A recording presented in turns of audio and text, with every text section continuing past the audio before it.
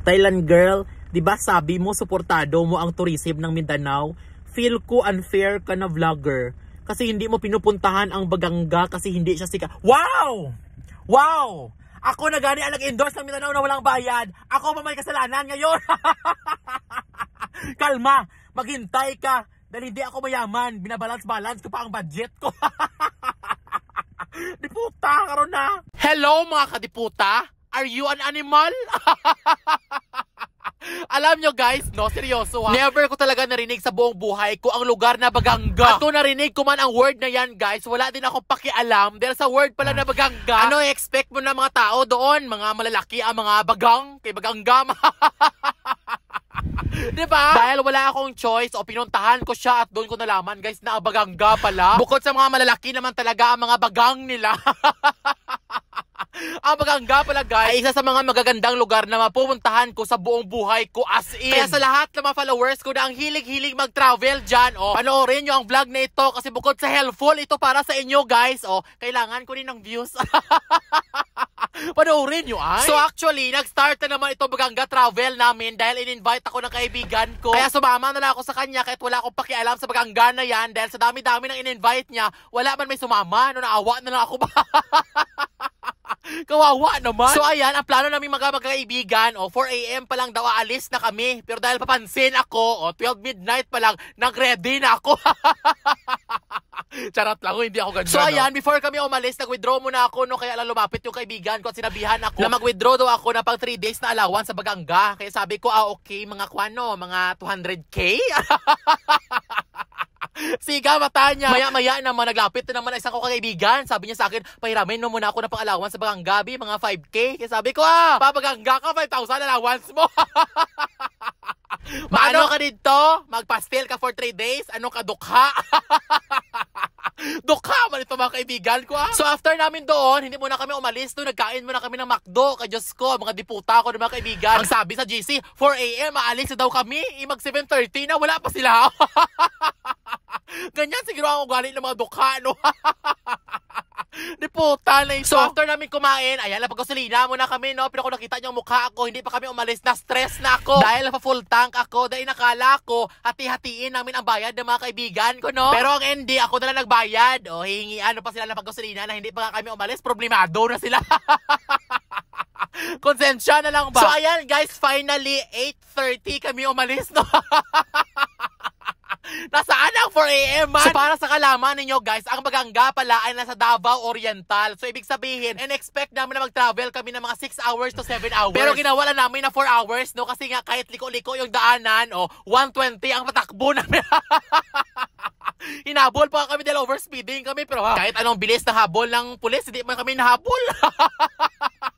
Inayaan na lang namin Pero alam nyo guys, nag-travel pala kami na Baganga guys. Grabe na talaga yung experience. Imagine mo guys nag-travel ka guys. Bukod sa mga ganda talaga yung mga bukid doon papunta sa Baganga. Yung mga bukid guys, na-cover talaga siya na napakalaki talaga ng mga fogs as in. Pero hindi ko yan na-witness guys Hindi ko yan nakita in person kay tulog man ko.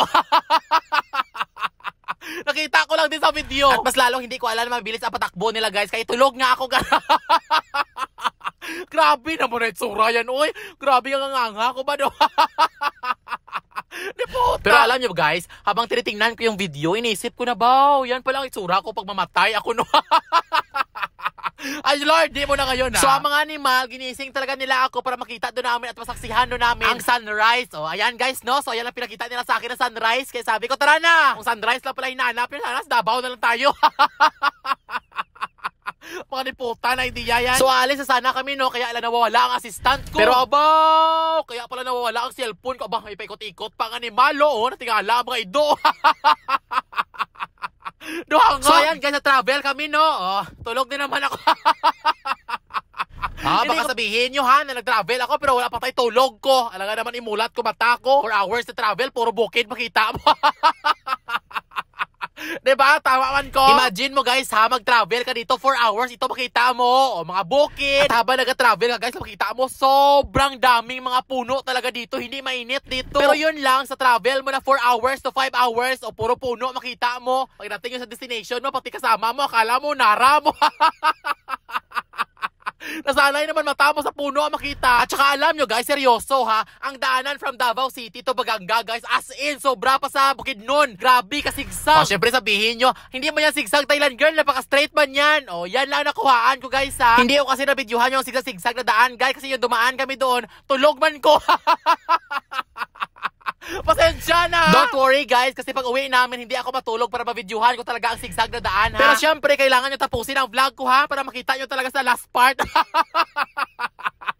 Sa last part nyo pa uwi na. Pero in fairness ha, seryoso to ha, napakalayo talaga na Baganga sa Davao City, no? Pero yung daanan namin, wala talaga ako nakita ng mga busot-busot. Simentado ang daan nila, napakalinis at napakaganda talaga mag-travel, walang hassle. Kaya sa pulis na naghabol sa amin kasi nag-overspeeding kami, hindi mo kami masisi dahil maganda ang daan nila. Pasensya na ako, nag 120, 150 kami ha. Hindi mo din naman kami masisi na hindi mo kami nahabol. Kay Fortuner man ang dala namin, Vios man sa'yo. O syempre, hindi mo kami nahabol eh. So ayan guys, ang first stop talaga namin itong Yachts Kapihan. O dito kami nag-stop kasi daw napakasikat to na kapihan na ito. Pero sa isip ko, alangan hindi magsikat ang kapihan na ito ay nag-iisa lang ito dito.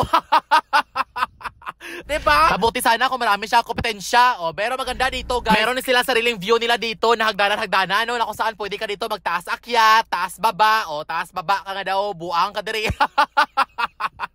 Sinubukan ko lang din eh. Pero ang maganda dito sa Yachts Kapihan guys, kasi yung kapihan nila guys, sa gitna talaga ng bundok. Kaya pag nagkapi ka dito guys, ang makita mo lang talaga, puro talaga mga bukid at puro talaga mga fogs. Sa tagal na namin nag-coffee dito, no? Dahil puro fogs na nakita ko. Akala ko mga friends ko, mga fogs na din. Puta. So ayan, ang sabi nila, ang pinakamasarap nila dito ang sikwate. Kaya yan, sinubukan ko. So ayan, hinigop ko. Pero ba, Diyos ko, pitpait man eh, do, bilat man eh. Hoy, charot lang ha. Hindi pa ako nakatikim ng anwado. Pitpait kasi sikwate na eh. So ayan, habang naka-coffee kami, lumapit yung kaibigan ko, no? Sabi sa akin, tikman mo ito sikwate na ito, masarap ito. Kaya sabi ko, ano man, nagpunta ba tayo dito sa Baganga para magsikwate? Hi, kay ma, balik na lang ako sa Davao. Akala ko mga bitch ang puntahan natin. Kaya yun guys, nag-start na talaga ang travel. Natulog din naman ako. Ni puta. So ayan, sa haba ng travel namin guys, nakarating na talaga kami sa Baganga na hindi ko nalaman dahil tulog man ako. Kaya ayan, pinababa na lang ako, no? Kaya ayan, nainis ako. Bakit? Yung man ako pinababa na sa panaginip ko, nag-swimming na ako sa Baganga. Pero ayan, meron na siya ipakita sa akin. Kaya lang sabi ng videographer ko, mag-smile ka muna. Kaya sabi ko, wow, I love Baganga. Puta na mapanggap. At dahil sa welcome Baganga na kami guys, pinakita niya sa akin guys kung gaano kaganda ang dagat ng Baganga, kadiputa. As in, sobrang ganda ng dagat nila. Ang Baganga pala guys ay isang lugar sa Davao Oriental na parang hindi pa siya halos kilala. At saka ito ang na-observe ko sa Baganga guys ha. Sa welcome Baganga pa lang nila guys, makita mo na talaga na very untouched talaga ang mga dagat nila. Bukod sa napakalinaw ng mga tubig ng dagat nila guys, halos sa mga dagat nila dito ay pwede mong pasukin na walang bayad dahil wala naman talaga welcome lahat. So in short guys, halos sa mga dagat nila dito hindi pa talaga nagalaw. At kung mag-visit ka sa mga dagat nila guys, hindi populated. Minsan nga may mga dagat na wala talaga tao. At dahil hindi pa nagalaw ang kanilang mga dagat dito guys, o halos sa mga dagat nila guys, may mga basura. Pero ang basura nila dito hindi yung mga plastic or kung ano-ano na mga pangit sa mata, kundi yung mga niyog or mga dahon na nahulog sa puno ng niyog. Pero yung dagat nila guys, sa makita mo talaga in person, hindi talaga questionable ang ganda. As in, yung tubig guys, literal talaga na napakalinis. At saka yan guys, o diba nakita nyo? O diba may nakita kayo ng mga tao? As in guys, literal hindi ako nagsisinungaling. Wala ka talaga may makita na tao na imagine mo na ganito kaganda na dagat, wala tao. Kaya guys, literal talaga siya na untouched guys. Sa sobrang untouched niya, hindi na lang kami naligo para ma-maintain ang untouched ba? Ano daw? At ayan guys, tingnan yung daan nila. Literal talaga guys, na maliit lang talaga ang tao sa Baganga. Kumbaga hindi siya populated ba? Kahit yung mga daanan nila, maliit lang nag-travel. Sobrang liit nga, kahit mag-drive ka na nakapikit, wala kami mabangga mo. Pero siyempre, i-open lang namin ang mga mata namin habang nag-drive ma-disgrasya pa kami daw.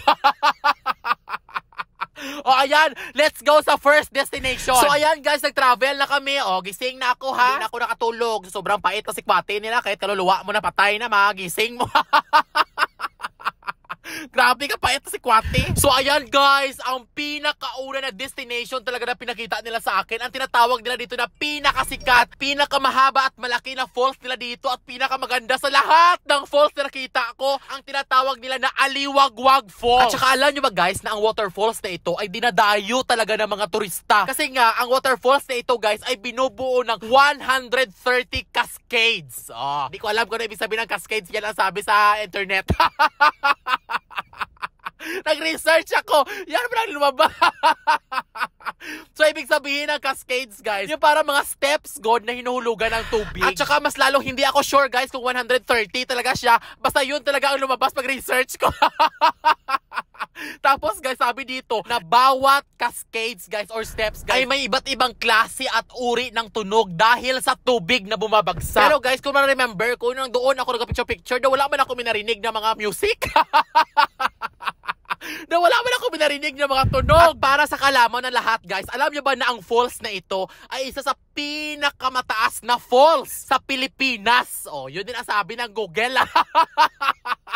Nag-research ako. Pero seryoso guys, as in, pag nandito ka talaga sa falls guys, akala mo talaga sa picture o sa TV, sobrang perfect talaga tingnan. At saka yung nakita ko siya in person guys, grabe, sobrang taas talaga. Alam nyo ba na ang falls na ito ay umaabot sa 340 meters ang taas? Nabasa ko din niya.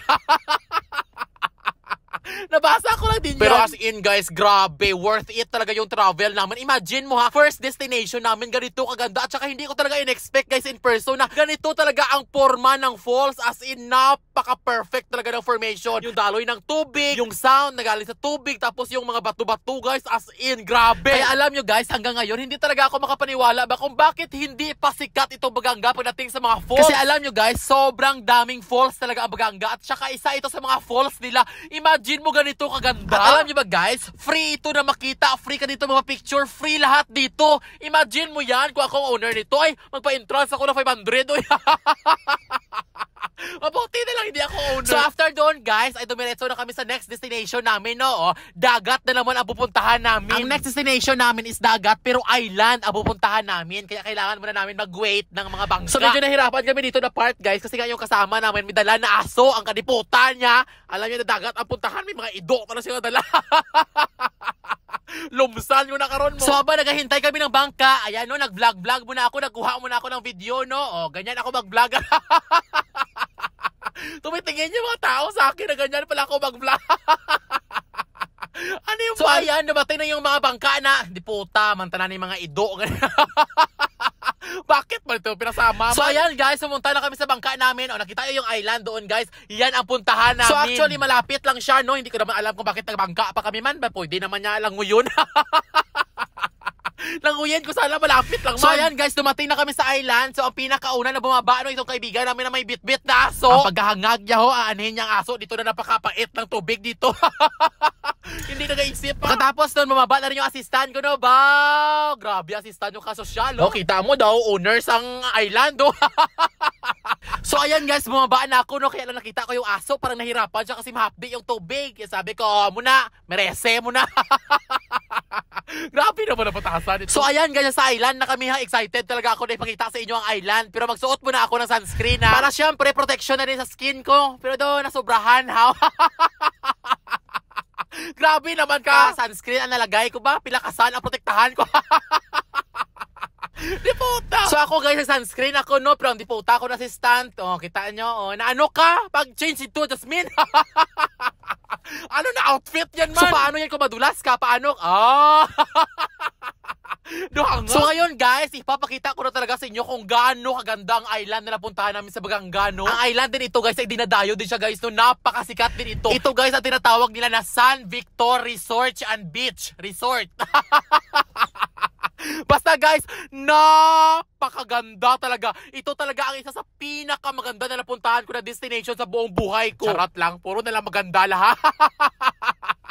Pero guys, grabe, nakita ko siya in person. Grabe talaga guys, nakakamangha talaga ang island na ito. Kasi bukod sa maganda ang island itself guys ha, improve ang island na ito. Kaya napakalinis talaga ng island. Basta guys, pag napuntahan mo talaga siya in person, parang wala ka talagang mali na makita sa island na ito. Kaya maniwala kayo sa sabihin ko, alam nyo naman ako, puro lang mali ang hinahanap ko, no? Para mag-trending ang video ko.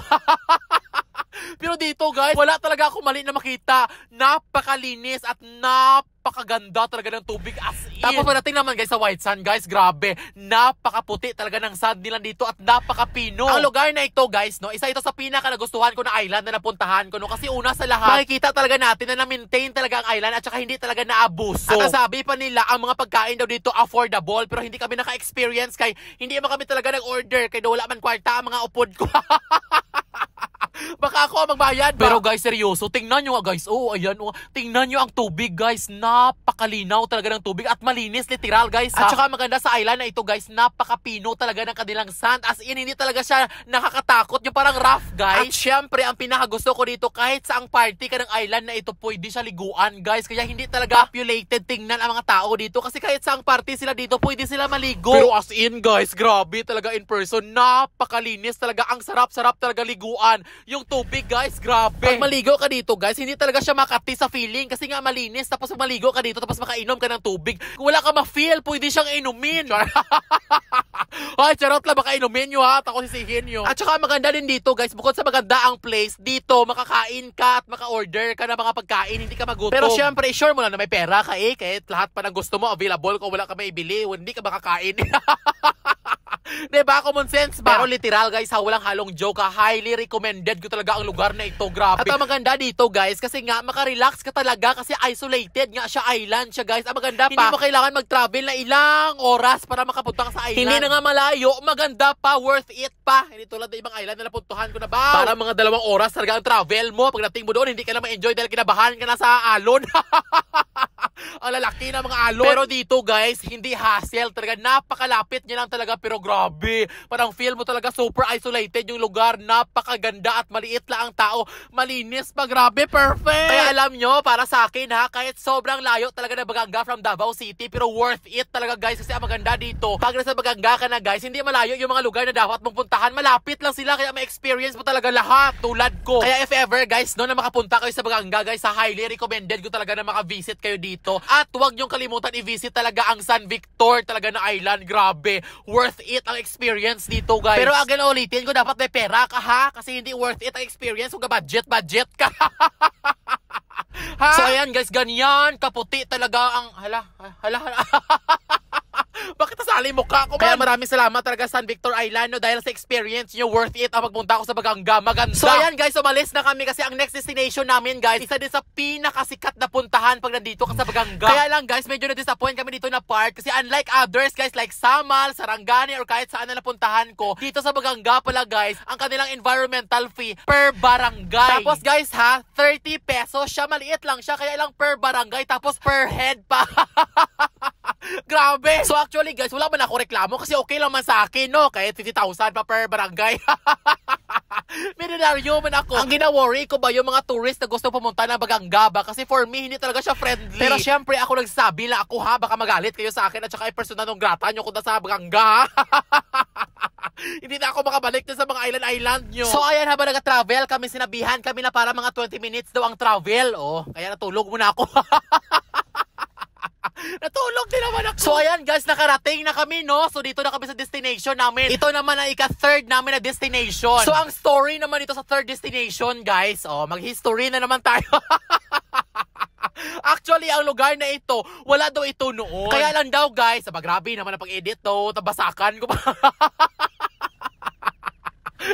So ang lugar na ito guys ay tinatawag na Poo Sandbar. Ibig sabihin sandbar siya guys, parang mga white sand siya sa gitna mismo ng dagat. As in, nakamangha talaga. First time ko sa lugar na ganito. Yes, tama ang narinig nyo guys. Ang lugar na ito ay tinatawag na sandbar, na kung saan ang mga white sand guys sa gitna mismo ng dagat. Tapos ang maganda pa dito guys, napaka-friendly talaga ang lugar na ito kasi pwede siya sa mga bata, hindi siya malalim, kaya kahit bata pwedeng maligo dito at napakaganda talaga ang experience ko dito guys. So actually guys, ang story dito, wala man daw Poo Sandbar dito noon. Kaya lang nagbagyo daw dito, tapos inano daw ng bagyo yung mga white sand. Papunta doon sa gitna, kaya nabuo daw yung sandbar. O, yan daw ang kwento ha. Kung mali yan, huwag niyo akong sihin ha. Nakinig lang biya ako.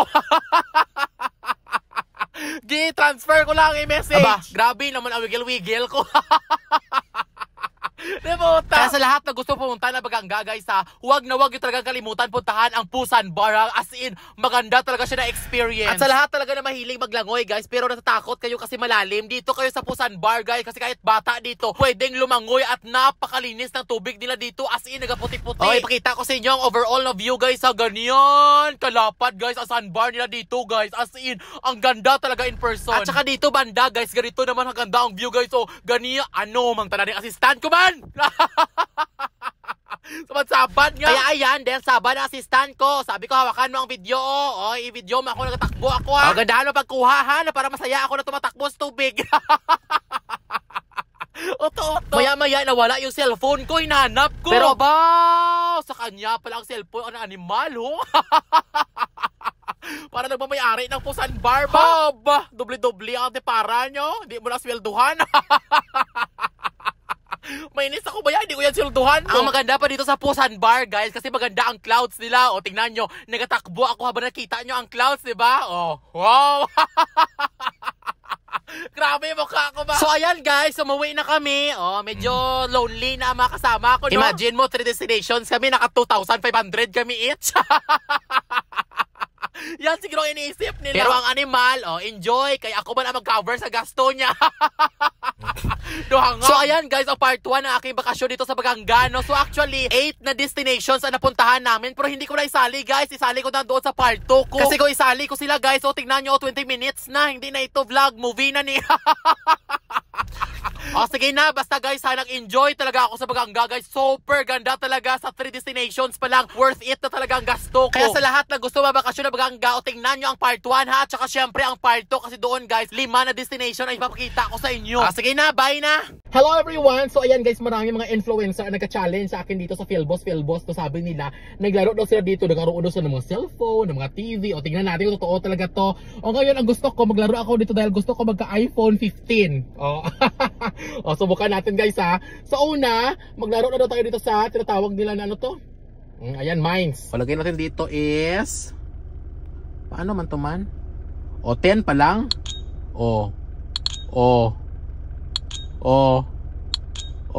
Diba lagay 20? O ngayon guys, gawin, lakihan natin.